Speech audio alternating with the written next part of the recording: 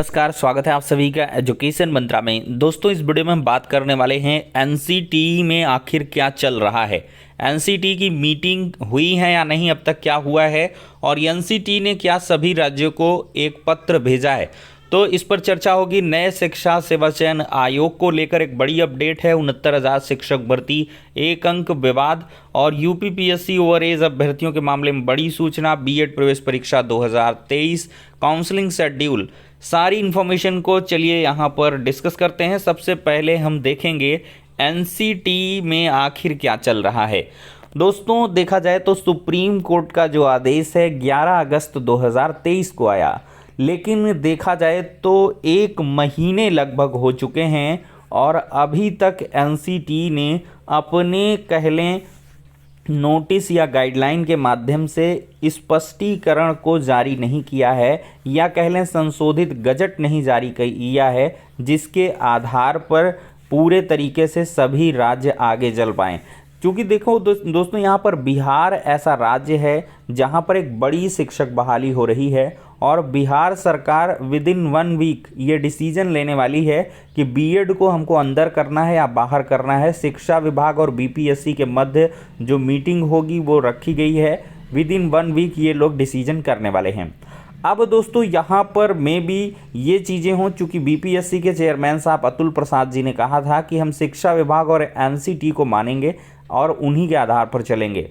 और इसी प्रकार से छत्तीसगढ़ हुआ, ओडिशा हुआ, राजस्थान हुआ, उत्तर प्रदेश हुआ, मध्य प्रदेश हुआ, पश्चिम बंगाल हुआ, बहुत सारे ऐसे स्टेट हैं जहां पर कुल मिलाकर एनसीटी के फाइनल जजमेंट का वेट किया जा रहा है। और एनसीटी यहां पर देखा जाए दोस्तों तो इंटरनल रिसोर्सेज से प्राप्त सूचना के अनुसार लगातार मीटिंग कर रही है। बहुत सारी मीटिंग हुई हैं एमएचआरडी के साथ, और देखा जाए एनसीटी की जो एक्सपर्ट की कमेटी है उसने भी न्यायिक अवलोकन किया है। और साथ ही साथ दोस्तों, एनसीटी यहाँ पर फुर्सत में नहीं बैठी है, और एनसीटी फाइनल जो अपना कह लें कंक्लूज़न है वो नेक्स्ट वीक निकाल सकती है, ऐसी सूचना मिली है। और यह भी सूचना मिली है कि सभी राज्यों को एक पत्र भेजा गया है। अब वो पत्र किस हिसाब का है, कैसे है, ये अभी तक गोपनीय रखा गया है। तो दोस्तों, इस पत्र में सभी राज्यों को भी सूचित किया गया है। मे भी उनका भी पक्ष जानने की कोशिश की गई हो, या बहुत सारी चीज़ें हैं। क्योंकि देखिए दोस्तों, यहाँ पर एनसीटी का 28 जून 2018 का गजट निरस्त हुआ है, और देखा जाए दोस्तों तो एनसीटी ने बगैर सभी राज्यों के पक्ष को जाने यहाँ पर एमएचआरडी मिनिस्टर के लेटर से बीएड को इंक्लूड कर लिया था। तो मे भी सभी राज्यों से परामर्श लिया गया हो, सभी राज्य क्या चाहते हैं इस मुद्दे पर, इस प्रकरण पर उनका विचार लिया गया हो, मीटिंग की गई हो, एक्सपर्ट की ओपिनियन ली गई हो। चूँकि यहाँ पर पूरे के पूरे प्रोसेस को गलत करार दिया गया था। अगर सुप्रीम कोर्ट का पूरा जजमेंट आप पढ़ेंगे तो जो प्रोसेस एडॉप्ट किया गया बीएड को इंक्लूड करने का, वो सरासर गलत था।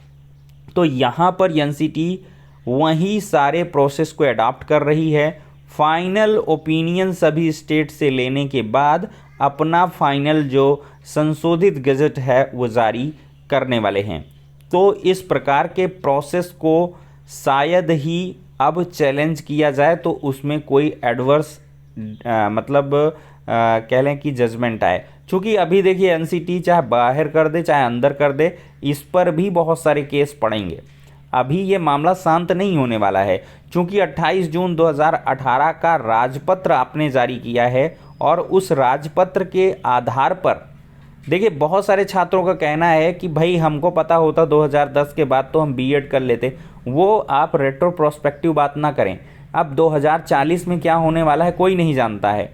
तो जो करंट सिचुएशन थी 2018 की, उसमें किसी को भी ऑफ़र दिया गया या मौका मिला है तो उसने बीएड ज़रूर किया है, और यही कारण है कि ज़्यादातर मैक्सिमम कैंडिडेट्स ने बीएड ही किया है। और बीटीसी में जिन्होंने एडमिशन ले लिया था, अपने दिल पर हाथ रख के कहिएगा या सोचिएगा, कई बार बीटीसी या डीएलएड करने के दरमियान आपको ये धक्का ज़रूर लगा होगा कि काश हमने भी बीएड कर लिया हो। लेकिन अब जब 11 अगस्त का जजमेंट आया है, बीएड बाहर हुआ है, तब आप खुश हैं या आत्मसंतोष है, अपने पर पछतावा नहीं हो रहा है कि भाई चलिए हमने डीलेट किया है और सुप्रीम कोर्ट से डीलेट को वैलिड किया है 125 में।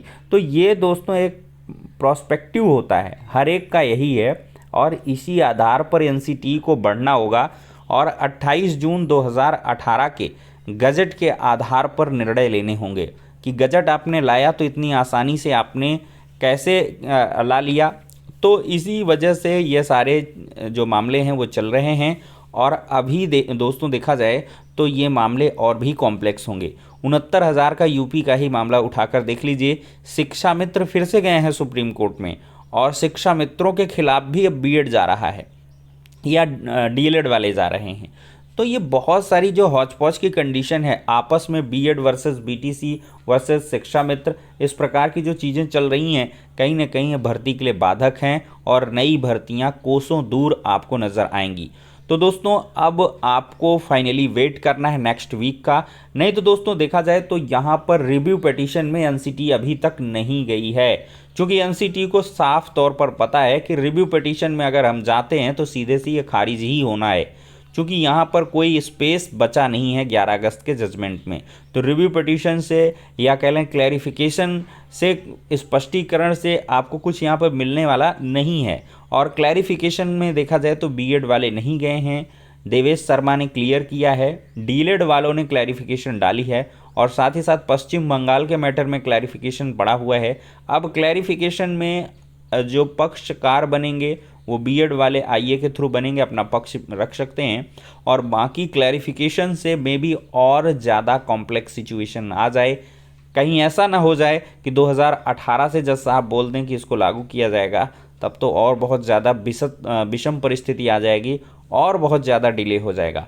तो देखते हैं क्या कुछ होगा। तो अगला हफ्ता काफ़ी महत्वपूर्ण है, आपकी जो रिव्यू पिटीशन है उनकी भी सुनवाई हो सकती है और फाइनली आपका डिसीजन आ सकता है और साथ ही साथ एनसीटी का भी यहाँ पर फाइनल डिसीजन आपको देखने के लिए मिल सकता है। दोस्तों नए शिक्षा सेवा चयन आयोग के विधेयक को संस्तुति मिल चुकी है, लगभग यहाँ पर 1 महीना बीत चुका है, लेकिन नए शिक्षा सेवा चयन आयोग को लेकर कोई अग्रिम कार्रवाई देखने के लिए नहीं मिली है। तो यहाँ पर दोस्तों देखें, उत्तर प्रदेश शिक्षा सेवा चयन आयोग विधेयक 11 अगस्त को विधानमंडल द्वारा पारित किया गया, लेकिन 1 महीना बीत जाने के बाद भी आयोग गठन न होने से सरकार के रवैये को लेकर युवाओं में नाराजगी बढ़ गई है। चेतावनी दी गई है कि अगर जल्दी से आयोग का गठन जो है नियमावली बनाने व अध्यक्ष सदस्यों की नियुक्ति नहीं की गई तो युवा आंदोलन के लिए बाध्य होंगे, जिसका खामियाजा भुगतना पड़ेगा। इस बाबत संयुक्त युवा मोर्चा की केंद्रीय टीम सदस्य व युवा मंच संयोजक राजेश सचान ने मुख्यमंत्री योगी आदित्यनाथ को पत्र लिखा है। युवा मंच अध्यक्ष अनिल सिंह ने कहा है कि शिक्षा सेवा चयन आयोग का गठन न किया जाना सोची समझी रणनीति का हिस्सा है, क्योंकि अगर सरकार का रवैया इसी तरह का रहा तो प्रस्तावित भर्तियां आचार संहिता के भेंट चढ़ जाएंगी।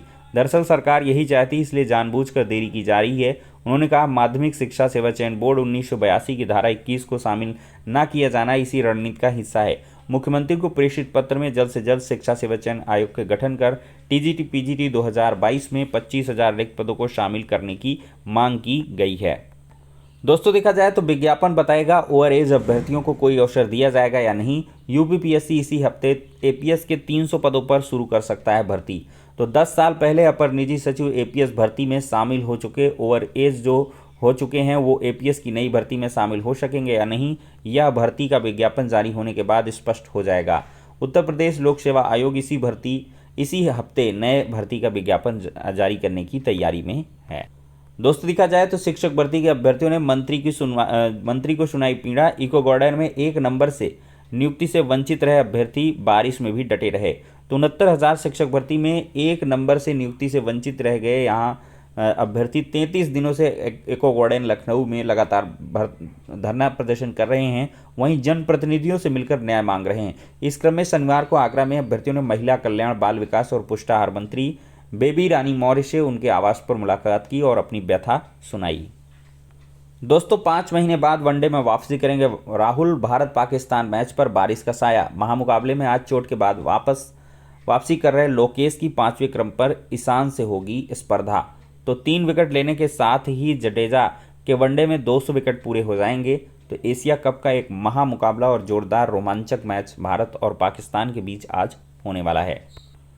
दोस्तों, बुंदेलखंड विश्वविद्यालय झांसी से नोटिस के अनुसार प्रथम चरण की काउंसलिंग 15, द्वितीय चरण की 23, तृतीय चरण की 3, 10 और पूल काउंसलिंग 22-10 को आयोजित की जाएगी। तो दोस्तों, ज़्यादा जानकारी के लिए ये ऑफिशियल वेबसाइट है, यहाँ पर विजिट करें। नेक्स्ट वीडियो में मिलते हैं।